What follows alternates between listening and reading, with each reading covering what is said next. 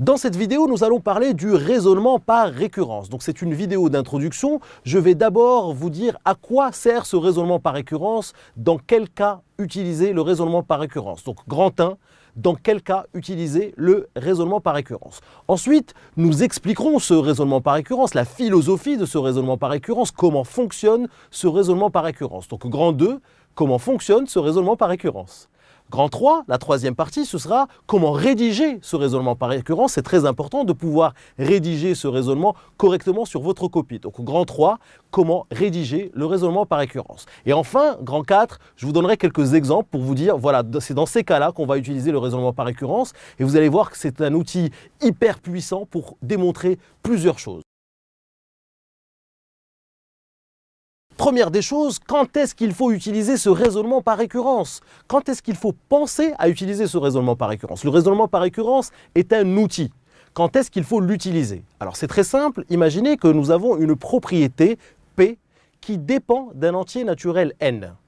Donc cette propriété, on va la noter P indice N. Regardez, on va noter P indice N, P entre parenthèses N. C'est une propriété qui dépend d'un entier naturel N. Cette propriété, ça peut être une égalité, ça peut être une inégalité. Très bien. Donc une propriété qui dépend d'un entier naturel N. Et le but du jeu, c'est de démontrer que cette propriété est vraie pour tous les entiers naturels ou pour une partie des entiers naturels. On verra ça dans les exercices.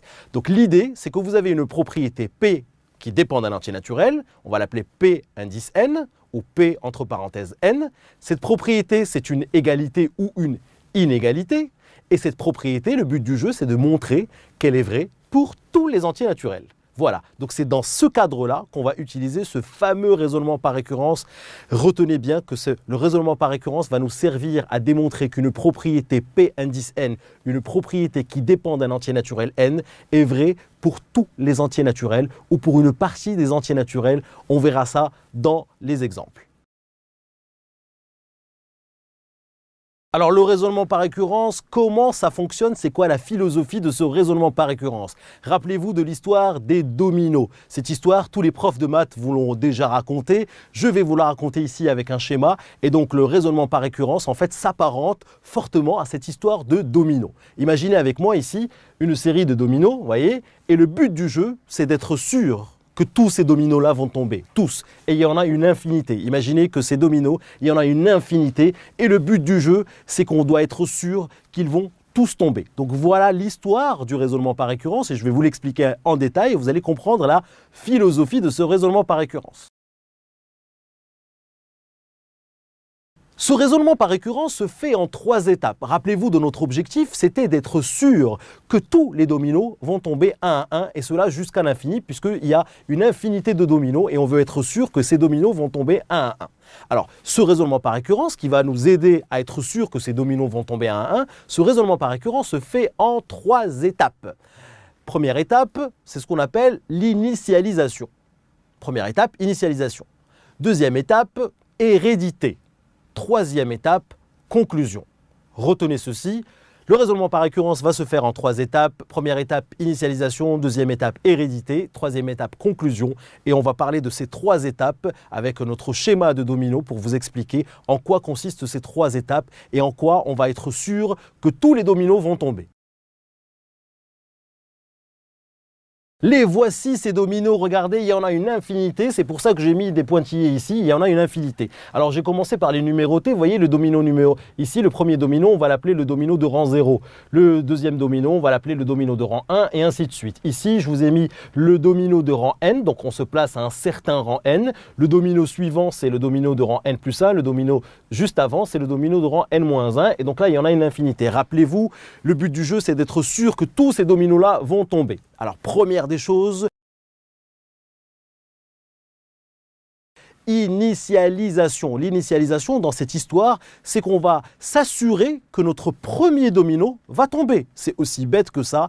L'initialisation, c'est qu'il faut être sûr que le premier domino va tomber. Donc le premier domino ici, on va dire que c'est le domino de rang 0. Alors dans les exercices, vous allez voir, certaines fois, les dominos commencent à partir du rang 3, c'est-à-dire que ces 3 dominos-là n'existent pas et on commence à partir d'ici. Mais ici, dans cette explication, on va commencer à partir du rang 0. Donc initialisation, s'assurer que le premier domino va tomber.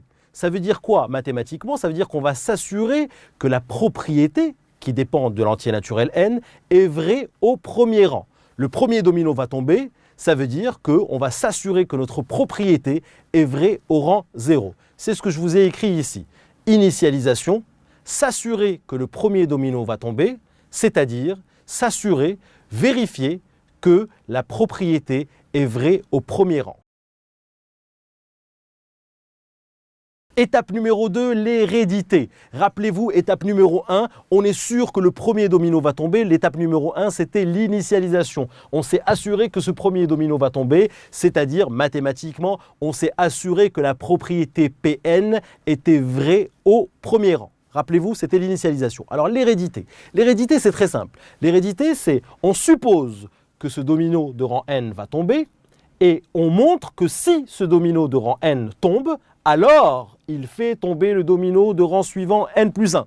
Très simple, on suppose que le domino de rang n va tomber et si il tombe, on montre qu'il va faire tomber le domino de rang suivant n plus 1. C'est-à-dire, on montre que ce domino-là va faire tomber celui-là. Et bien sûr, pour un certain rang n. Donc, si ça marche pour un certain rang n, en fait, ça voudrait dire quoi? Ça veut dire que si le domino de rang 1 tombe, il fait tomber le domino de rang 2. Si le domino de rang 2 tombe, il fait tomber le domino de rang 3. Si le domino de rang 3 tombe, il fait tomber le domino de rang 4. Et voilà, donc ça, c'était l'étape de l'hérédité. Donc, regardez, si vous êtes sûr que votre premier domino tombe, ça, c'était l'étape de l'initialisation.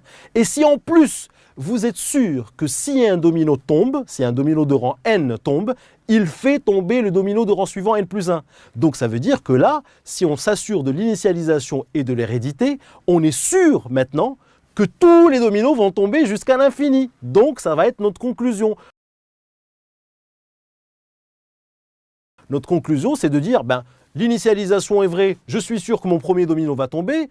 L'hérédité est vraie, ça veut dire quoi? Ça veut dire que si un domino de rang n tombe, alors il fait tomber le domino de rang suivant n plus 1. Donc si je suis sûr de ces deux choses-là qui sont l'initialisation et l'hérédité, alors je peux être certain que tous les dominos vont tomber jusqu'à l'infini. Et donc ça va être la conclusion. La conclusion, c'est de dire, j'ai vérifié mon initialisation, j'ai vérifié mon hérédité, donc maintenant je suis sûr que ma propriété P indice n est vraie pour tous les entiers naturels. Donc voilà la philosophie de ce raisonnement par récurrence, très simple, s'assurer que le premier domino va tomber, s'assurer de l'hérédité, c'est-à-dire on suppose que la propriété est vraie au rang n et on montre que la propriété est vraie au rang suivant n plus 1. Et ça en mathématiques, on va l'écrire comme ça, vous allez le voir, on va écrire que Pn, la propriété au rang n, implique la propriété au rang n plus 1. C'est-à-dire que si la propriété P est vraie au rang n, alors elle est vraie au rang n plus 1. C'est un si alors. Donc d'accord? Donc ça c'est une implication, c'est un si alors, c'était l'hérédité.